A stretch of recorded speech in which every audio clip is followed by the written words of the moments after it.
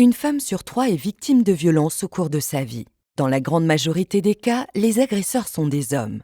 Pour y mettre fin, il faut remettre en question les mentalités et les clichés nocifs et arrêter de croire que les femmes sont faibles, incapables ou qu'elles n'ont pas envie de commander.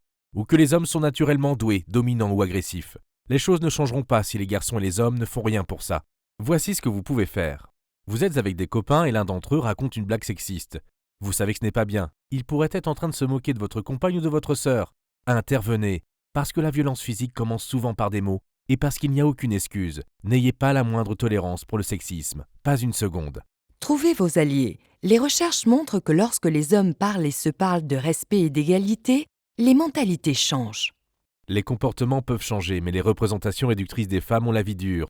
Objets sexuels sur les affiches, femmes au foyer dans la publicité, femmes cadres obligées d'adopter les codes masculins, commentaires de journalistes sur la tenue vestimentaire d'une députée ou sur la tenue officielle des joueuses de beach-volley.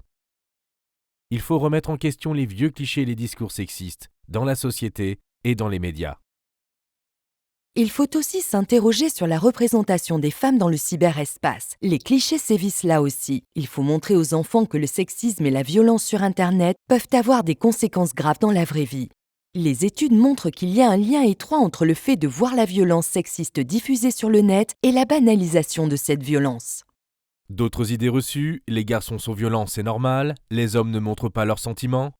En fait, la violence, ce n'est pas normal, et il n'y a rien de mal à éprouver des sentiments. Encourageons les garçons à se montrer attentionnés et ouverts à leurs émotions. Cela pourrait les détourner de la violence. Voici quelques conseils pratiques pour y arriver. Usez de votre influence. Les responsables politiques et les décideurs-décideuses peuvent démonter les clichés pernicieux, proposer de nouvelles politiques, promouvoir des récits inclusifs et s'élever contre la violence sexiste. Les employeurs peuvent aussi agir en ce sens, et ce serait économiquement rentable. L'Institut européen pour l'égalité entre les femmes et les hommes a estimé à 366 milliards d'euros par an le coût des violences sexistes dans l'UE. Les violences à l'égard des femmes représentent 79% de ce coût, soit 289 milliards d'euros. Une enfance traumatisée peut être à l'origine de violences conjugales à l'âge adulte. Les hommes sont aussi créateurs de leur foyer. Ils peuvent s'investir davantage pour que leurs enfants grandissent loin de la violence, pour contribuer à faire de la maison et de l'école des espaces de sécurité. Participer et donner, consacrer du temps ou de l'argent à des associations, des services d'écoute pour les victimes de violences domestiques, des structures d'accueil et des centres d'urgence pour les victimes de viol. Enfin, favoriser la compréhension et le dialogue. Encourager les garçons et les hommes à écouter les témoignages des femmes et à échanger sur ce qu'ils ont appris. En parler est une bonne chose.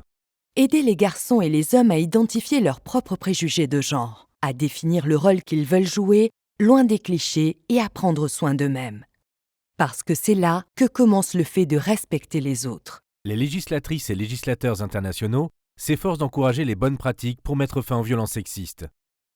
La Convention du Conseil de l'Europe sur la prévention et la lutte contre la violence à l'égard des femmes et la violence domestique, appelée Convention d'Istanbul, encourage tout spécialement les hommes et les garçons à contribuer activement à prévenir ces formes de violence.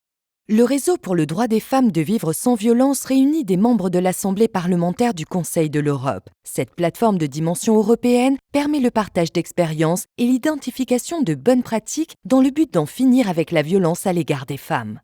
Soutenu par les parlementaires, hommes et femmes qui en sont membres, ce réseau fait campagne pour la ratification et la mise en œuvre de la Convention d'Istanbul pour libérer l'Europe de la violence à l'égard des femmes.